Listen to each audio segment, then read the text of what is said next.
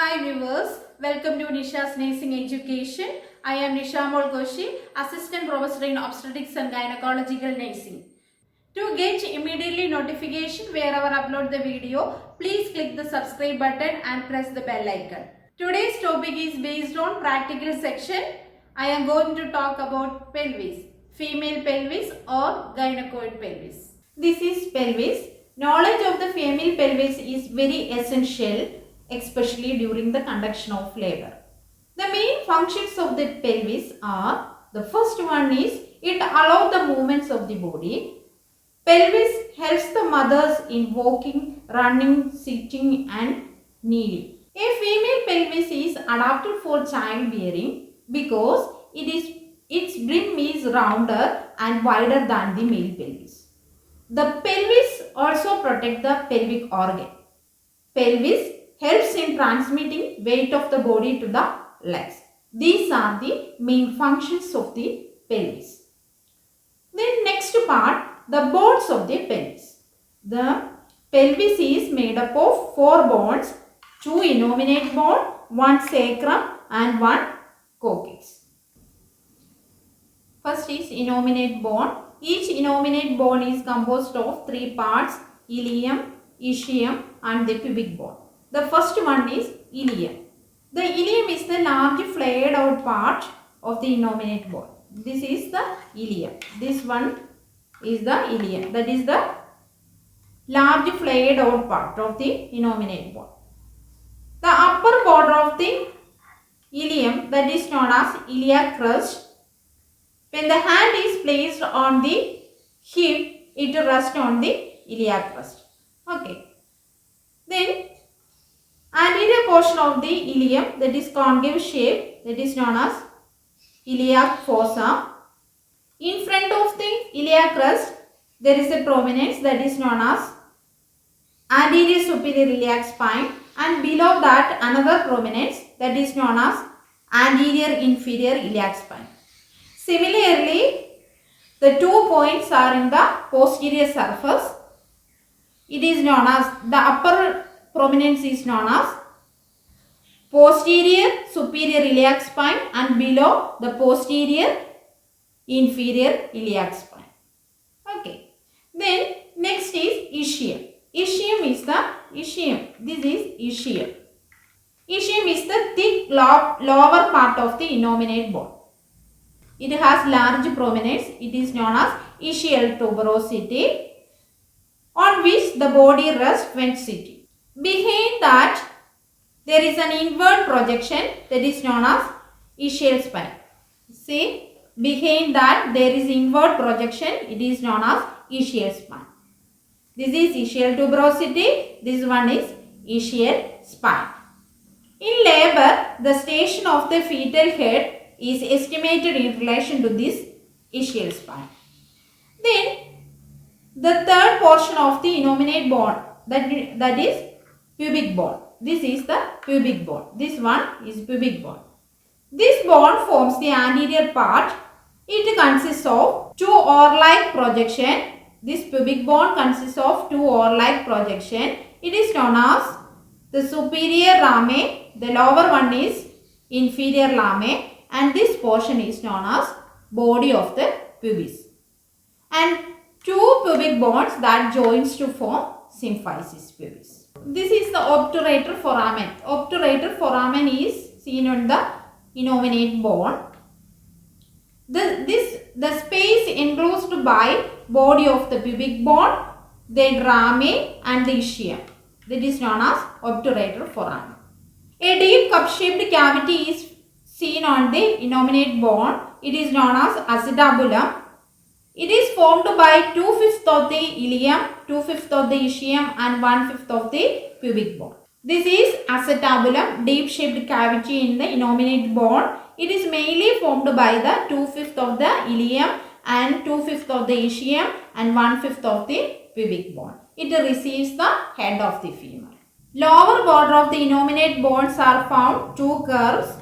The first is extend from the posterior inferior iliac spine to the ischial spine. This is, see this one, this extend from the posterior inferior iliac spine to the ischial spine. It is known as greater sciatic notch.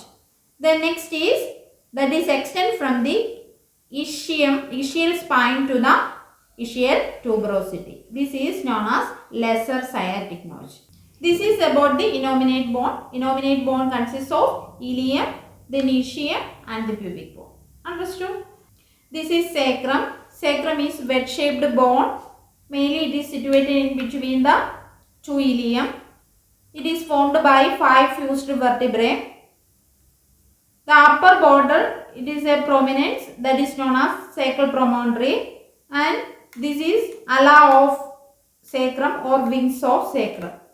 This part is known as ala of sacrum or wings of sacrum, and the anterior portion of this sacrum is concave. It is known as hollow of sacrum, which contains 4 pairs of holes.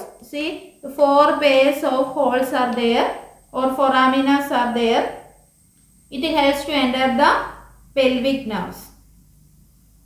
Then posterior surface of is rough surface. It helps for the attachment of the muscles. Then the last bone is coccyx. This is coccyx. This is vestigial tail. It is formed by 4 fused vertebrae, and during the labor it moves back, allowing more space for the delivery of the fetus. The next is pelvic joints. 1 symphysis pubis, 2 sacroiliac joints and 1 sacrococcygeal joint. There are 4 joints are there. 2 sacroiliac joints, 1 sacrococcygeal joint and 1 symphysis pubis. The next, ligaments. 2 sacroiliac ligaments, 1 sacrococcygeal ligaments, 1 interpubic ligament, 2 sacrospinous ligament and 2 sacrotuberous ligaments. See, the sacrospinous ligament is between the sacrum and ischial spine, and sacrotuberous ligaments is extended from the between the sacrum and ischial tuberosity. Okay. Then landmarks of the pelvis. 8 landmarks are there. Landmarks of the pelvis. First is sacral promontory, then ala of sacrum or wings of sacrum. Third one is sacroiliac joint, iliopectineal line, iliopectineal eminence, superior rami, upper inner border of the pubic bone, upper inner border of the symphysis pubis. Okay, these are the landmarks of the pelvis. Then diameters of the pelvis. A true pelvis consists of pelvic brim, pelvic cavity and pelvic outlet. The first we move on to the diameters of the pelvic brim. These diameters are 3: anterior posterior diameter, then oblique diameter and transverse diameter. In anterior posterior diameter of the pelvic brim is 3: anatomical conjugate, obstetrical conjugate and diagonal conjugate. In anatomical conjugate, that is measured from center of the sacral promontory to the upper border of the symphysis pubis.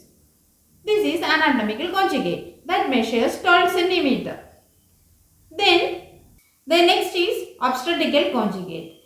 It is measured from the center of the sacral promontory to the posterior border of the upper surface, which is about 1.2 cm lower. This is obstetrical conjugate, that is 11 cm. That is obstetrical conjugate is 11 cm.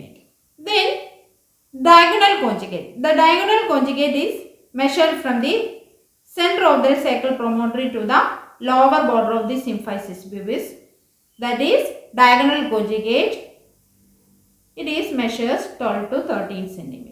In overall, the anterior posterior diameter of the pelvic brim is 11 cm. Understood? Okay. Then next is oblique diameter. Oblique diameter is measured from the sacroiliac joint to the opposite side of the iliopectineal eminence. That measures 12 cm. Then next is transverse diameter. This diameter is a line between the points furthest apart on the eopectineal line and measures the 13 centimeter. This is about the diameters of the pelvic brim. Anterior posterior diameter, that is 11 centimeter, then oblique diameter, that is 12 centimeter, then transverse diameter, that is 13 centimeter. The largest diameter of the pelvic brim is transverse diameter, that measures 13 centimeter. Okay. Then next is diameters of the pelvic cavity. The pelvic cavity is a circular shape. So anterior posterior diameter, oblique diameter and the transverse diameters are same, that measures 12 centimeter. The next diameters are the diameters of the pelvic outlet. Okay. The next is the diameters of the pelvic outlet. Here the first one is the anterior posterior diameter of the pelvic outlet is that it measures from the sacrococcygeal joint to the lower portion of the symphysis pubis, that it measures 13 centimeter. The next is oblique diameter. The oblique diameter of the pelvic outlet that measures from the obturator foramen to the opposite side of the sacrospinous ligament. Obturator foramen, this is obturator foramen and the sacrospinous ligament. Here the sacrospinous ligament. So it measures from the obturator foramen to the opposite side of the sacrospinous ligament. Okay, that is 12 centimeter. The transverse diameter of the pelvic outlet is the distance between two ischial spine, that is 11 centimeter. See, this is transverse diameter of the pelvic outlet. The greater diameter of the pelvic outlet is the anterior posterior diameter of the anterior posterior diameter, that is 13 centimeter. Okay, this is about the diameters of the pelvis. Today we discussed about the female pelvis. The first, the bones of the pelvis, two innominate bones, one sacrum and one coccyx. Two innominate bones, one sacrum and one coccyx. Then the parts of the innominate bone. This is innominate bone. The parts, the ilium, ischium and pubic bone. Then we explained about the sacral bone and about the coccyx. Then next we explained about the pelvic joints. The pelvic joint, two sacroiliac joints, one sacrococcygeal joint, one symphysis pubis. Then next is ligaments. Then two sacroiliac ligaments, one sacrococcygeal ligament, one interpubic ligament, two sacrospinous ligament and two sacrotuberous ligament. Finally, we discussed about the diameters of the pelvis. The first, the diameters of the pelvic brim, then diameters of the cavity and the diameters of the outlets. I hope this video is very useful in the practical section. Thank you so much.